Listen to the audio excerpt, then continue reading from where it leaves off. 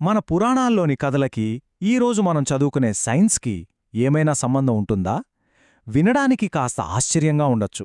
కాని ఒక ప్రాచీన కథలో ఆధునిక విజ్ఞాన శాస్త్రానికి సంబంధించిన ఒక అద్భుతమైన బ్లూ ప్రింట్ దాగుంది. ఆ రహస్యమేంటో ఈరోజు చూద్దాం. అసలు మన పురాణాల్లో ఈరోజు సైన్స్ చెప్పే జీవపరిణామం గురించి ముందే రాసి ఉందా అన్నదే మన ముందున్న ప్రశ్న. పదండి ఈ మిస్టరీ ఏంటో తెలుసుకుందాం. అయితే ఈ పోలికని పూర్తిగా అర్థం చేసుకోవాలంటే ముందుగా అసలు ఆధునిక పరిణామ సిద్ధాంతమేంటో క్లుప్తంగా చూద్దాం. 19వ శతాబ్దంలో చార్ల్స్ డార్విన్ ఒక విప్లవాత్మకమైన ఆలోచనను ప్రపంచానికి పరిచయం చేశారు. అదేంటంటే భూమిమీద జీవమనేది ఒకేసారి పుట్టలేదు. లక్షల సంవత్సరాలుగా చిన్న చిన్న మార్పులతో క్రమంగా అభివృద్ధి చెందింది. దీన్నే మనం డార్విన్ పరిణామ సిద్ధాంతం అంటాం.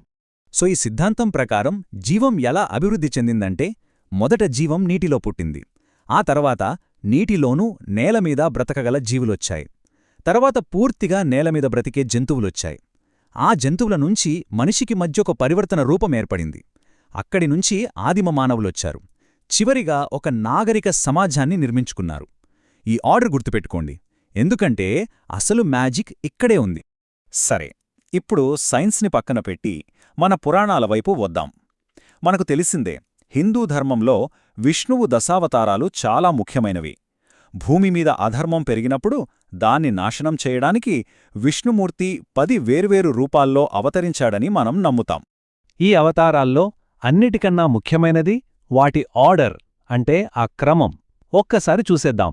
మొదట మత్స్య అంటే చేప, తరువాత కూర్మం అంటే తాబేలు, మూడోది వరాహం అంటే అడవి పంది, ఆ తరువాత నరసింహ, సగం మనిషి సగం సింహం, తరువాత వామనుడు, పొట్టి బ్రాహ్మణుడు, ఆ తరువాత గడ్డలి పట్టుకున్న పరశురాముడు, 7వ అవతారం శ్రీరాముడు, ఆదర్శవంతుడైన రాజు, ఇంకా 8వది శ్రీకృష్ణుడు, గొప్ప వ్యూహకర్త.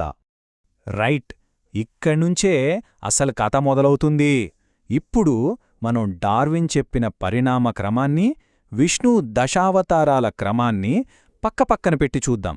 చూస్తే కొన్ని నమ్మలేని పోలికలు కనిపిస్తాయి. మొదటి పోలిక చూడండి, ఎంత అద్భుతంగా ఉందో. సైన్స్ ప్రకారం జీవం ఎక్కడ మొదలైంది? నీటిలో. మరి విష్ణువు మొదటి అవతారమేంటి? మత్స్యావతారం, అంటే చాప. రెండూ నీటిలోనే మొదలయ్యాయి. సరే, ఇక రెండో స్టెప్ చూద్దాం. పరిణామక్రమంలో నీటిలోనూ నేలపైన బ్రతకగల ఉభయచరాలొచ్చాయి. మరి విష్ణు 2వ అవతారం కూర్మం, అంటే తాబేలు. తాబేలు కూడా నీటిలో, నేలమీద రెండింట్లోనూ బ్రతకగలదు. చూశారా ఎంత కరెక్ట్గా మ్యాచ్ అవుతోందో? తర్వాత మూడో పోలిక. పరిణామంలో తర్వాత దశ పూర్తిగా భూమిపై నివసించే జంతువులు. విష్ణువు 3వ అవతారం వరాహం, అంటే అడవి పంది. ఇది కూడా పూర్తిగా భూమిమీద నివసించే జంతువే. ఇప్పుడు వచ్చేది చాలా కీలకమైన స్టేజ్. జంతువుల్నుంచి మనుషులుగా మారే క్రమంలో మధ్యలో ఒక ట్రాన్సిషనల్ ఫేజ్, అంటే పరివర్తన దశ ఉంటుందని సైన్స్ చెప్తుంది. మరి విష్ణువు 4వ అవతారం నరసింహస్వామి, సగం మనిషి సగం సింహం. జంతువుకి మనిషికి మధ్య ఉన్న ఆ మార్పుని ఇది సూచిస్తున్నట్టనిపించట్లేదూ? సైన్స్ ప్రకారం మొదటి తరం మనుషులు, అంటే ఆదిమ మానవులు, కాస్త పొట్టిగా పూర్తిగా అభివృద్ధి చెందని రూపంలో ఉండేవారు. విష్ణుమూర్తి 5వ అవతారం వామనుడు, అంటే ఒక పొట్టి బ్రాహ్మణుడు.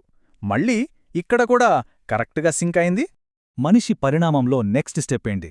పనిముట్లు, అంటే టూల్స్ వాడటం. ఆదిమానవులు అడవుల్లో నివసిస్తూ వేట కోసం గొడ్డలిలాంటి ఆయుధాలు వాడేవాళ్లు. ఇక విష్ణువు 6వ అవతారం పరశురాముడు, అడవిలో ఉంటాడు, చేతిలో ఎప్పుడూ గొడ్డలుంటుంది. చూడండి, ఇంకో స్ట్రాంగ్ కనెక్షన్. సరే, కేవలం వేటగాడిలా బ్రతకటం నుంచి మనిషి ఒక సమాజంగా ఏర్పడటం మొదలుపెట్టాడు. రూల్స్, ధర్మం, నైతిక విలువలతో కూడిన సమాజం. దీనికి అద్దం పట్టేలా విష్ణువు 7వ అవతారం శ్రీరాముడు. ఆయన ధర్మానికి, ఆదర్శపాలనకి మారుపేరు. ఇది ఒక రకంగా నాగరికతకి పునాదిలాంటిదనమాట. ఇక మనిషి పరిణామంలో చివరి అత్యున్నత దశ, అదే తెలివితేటలో, అంటే ఇంటెలిజెన్స్. వ్యూహాలు పన్నడం, రాజకీయం చేయడం తెలిసిన ఆధునిక మానవుడు. దీనికి పర్ఫెక్ట్గా సూటయ్యే విష్ణువు 8వ అవతారం శ్రీకృష్ణుడు. ఆయన తన తెలివితేటలకు, రాజకీయ చతురతకు, వ్యూహాలకు ప్రసిద్ధి. ఇప్పుడు ఒక్కసారి ఇక్కడ చూడండి. నీటిలో చేపనుంచి మొదలై తాబేలు, పంది, నరసింహుడు, వామనుడు, పరశురాముడు, రాముడు, ఆ తర్వాత తెలివైన కృష్ణుడి వరకు ఈ మొత్తం క్రమాన్ని ఒకే చోట చూస్తే దశావతారాల క్రమం డార్విన్ చెప్పిన జీవ పరిణామ క్రమానికి అచ్చుగుద్దినట్టు సరిపోతుంది. వినడానికే ఎంత ఆశ్చర్యంగా ఉందో కదా. ఈ పోలికలు చాలా అద్భుతంగా ఉన్నాయి, కాని వీటన్నిటికంటే మనల్ని ఇంకా ఎక్కువ ఆశ్చర్యపరిచే విషయం ఒకటుంది. అదే టైం, అంటే కాలం. ఈ రెండు కథలు ఎప్పుడు చెప్పబడ్డాయో ఆలోచిస్తేనే అసలు విషయం అర్థమవుతుంది. డార్విన్ తన పరిణామ సిద్ధాంతాన్ని చెప్పిందెప్పుడు? 19వ శతాబ్దంలో, అంటే సుమారు 150 ఏళ్ల క్రితమే, అంతే.